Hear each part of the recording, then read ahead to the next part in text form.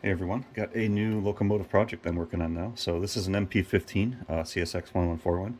This is actually an Atlas kit, Atlas Silver Series, I believe. Not sure how old it is, but I was actually really impressed with the detail and the quality on it. It's a really nice model. It runs really well too, just on DC right now. I'll be converting it to DCC, and that'll be some of what I'm talking about in this video. Um, but really happy just with the quality of it. And I bought this used earlier this year. Maybe $60, $70 I think I paid for it. Wasn't too much. Pretty good deal, I feel. But anyway, I'm going to be converting this to DCC. I'm going to use a Tsunami Soundtraxx or a Soundtraxx Tsunami2 module like I have in my other locomotives. The 2200 in this one because of the size. It's one of the smaller ones that you can get from the Tsunami2 line. And I was looking to put a lock sound in this because I really wanted to try one, and I believe from all the research I've done, there's a little bit better programmability for them, especially for some sound configuration stuff like that.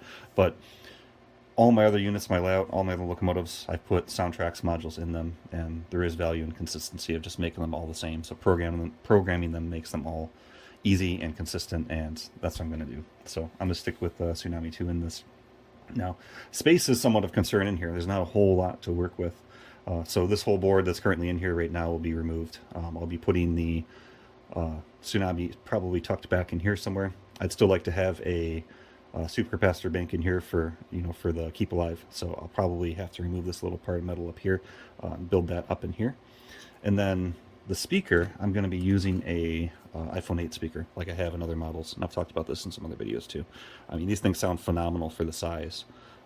And they're very cheap. I mean, you get these replacements on eBay just for a couple dollars, and they're very thin too, which is nice for the space requirement to fit in these models. They're pretty easy to work with, so that is the plan. Something nice about this model too is there's actually metal vents here, both on the front and then on the top. I've actually already started to work on this one to get it ready here for sound. So this was a solid piece that sat right up here in the nose, and then this little metal cover sat on top of it. And I've already taken this out, and I've cut out basically room here so I can actually get the sound out of this locomotive. And the plan is to tuck the speaker right inside somewhere up in here, where I've just got the speaker kind of projecting the sound out the front there. So this should sound really good once it's all done. I'm pretty excited to actually get it completed here. So that's the plan right now. Some other little things I got to figure out. On the back here for the rear lights, you can see there in the cab, those two little connectors there. They actually come down and they press on here with a little spring tension to this board to get the rear light in there working. I'm gonna have to see if I can keep that configuration there. I hate having wires spread the actual chassis from the upper frame enclosure down to the chassis. It just makes it harder to work on. I like everything to be mounted to here so I can just remove the hood and then everything's gone. So that'll be something I have to play with there. All right, so it's a few days later, and my Tsunami 2 TSU 2200 arrived, like I mentioned before. This is in the EMD-2 diesel sound set, which has the 645 prime movers, which the 1141 uses in the MP15. It has many 645s on there, different configurations of it. Turbocharged 645 is by far the best sounding prime mover, which is what I love. I believe the MP15 uses the non-turbo. There was a couple that used the turbocharged version of it, but for the most part it's a non-turbo. I believe it's just the roots blower on these, which is fine. It still sounds good. But the important part is that it's all together. It fits well. This is the TSU 2200 sitting here right above my motor. I had to cut the board out and remove everything there to fit that in. And then I've got that iPhone 8 speaker here just set right on top of there with the output of the speaker right here facing forward. And the reason I did that is because now on the shell you can see the vents in place there now. So I got a great way of getting the sound out of this cab, because that speaker pretty much lines up right about here inside that cab, or inside that hood. So the piece below it, like I mentioned, I cut out before. I painted that flat black just to blend it in so you don't really see it in there. And then I painted the whole front of this flat black as well with all the wiring, so you don't really see any of this through there.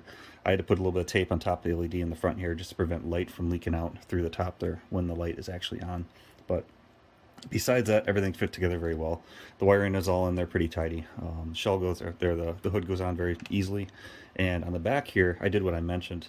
So I actually cut that board right past the little post here that holds it, epoxied it in place, and from here the two little pads are available for that light on the back there with the number boards, and I didn't have to do any modifications there in terms of wiring to get that in. So when I set this on, that light works, which is very nice.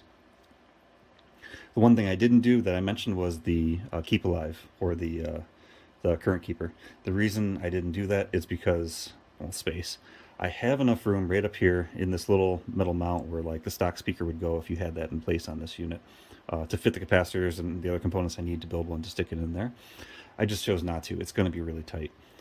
When I built my layout, it's not a big layout. I really focused a lot on track work to make sure all the track was perfect, and it has been. Only half my locos have keep alives or current keepers on there, and the ones that don't pretty much work flawlessly. So I skipped it on this. It is something I can always add, and if I find that I have any stalling issues with this due to whatever reason that I can't fix on the track, then I'll go ahead and take this apart and add one back in there. But for now, I just skipped it just to save time and space. But so that's it. Last steps, I just need to get the shell on. I already tested this. Everything's good. It works. I need to do my final programming into this to get it all configured the way I want. I've got a whole spreadsheet that I use to track everything for all my Tsunamis. Again, consistency. It makes it easy. I know the register is just like that, and it's simple to program to get it how I want. On the shell here, I just need to fix a few things. So a couple of my sunshades are broken off, and this one's about to. I have these. I just need to reglue them back on. On the front and the rear, I actually ordered snowplows. I'm going to stick those on there. So I found pictures of the original 1141, both in the original paint scheme under Seaboard system and variations of the CSX paint schemes here. And none of them for this locomotive ever actually had the snowplows. But I live in Michigan. A lot of locomotives up here have them, and I just think they look cool, so I'm going to do it anyway. But that's it. So again, just final assembly, little details I need to get on there, and then I can give it a test.